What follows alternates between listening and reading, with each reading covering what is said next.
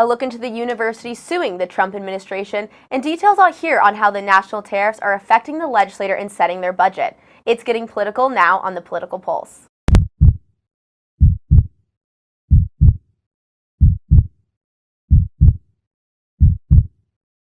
Welcome to this semester's last Political Pulse. I'm your host, Jaden Zelms.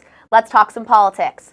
The Trump administration is clashing with some major national universities over federal grant cuts. More than 150 colleges and university presidents, not including the University of Arizona, have signed a strongly worded letter condemning what they call unprecedented government overreach into higher education.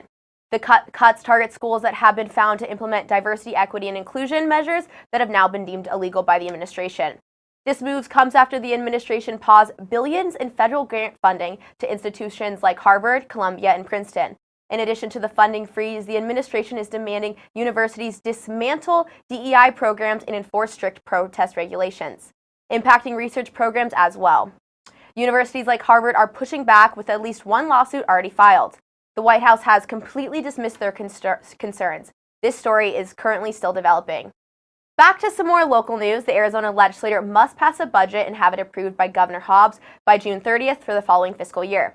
The state budget sits around $18 billion, but back in January it was reported that there's about $600 million in surplus. So that's the money that's not allocated that the lawmakers can then put to whatever, programs, policies they see fit.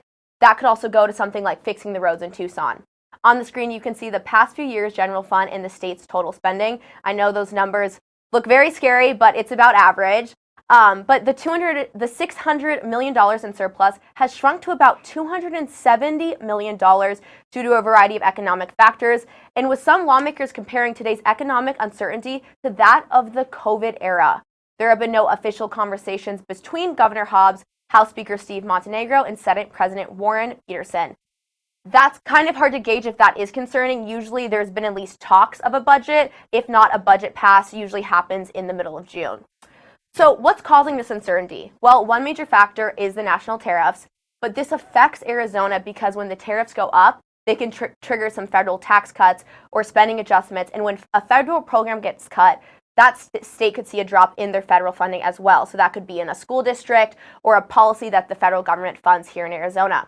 This puts a lot of pressure on state lawmakers to decide if they need to raise taxes to make up for those lost funds. That said, it's very unlikely Governor Hobbs would support a tax hike, especially with her re-election in 2026, because, people don't like tax hikes, and that's not going to get you re-elected.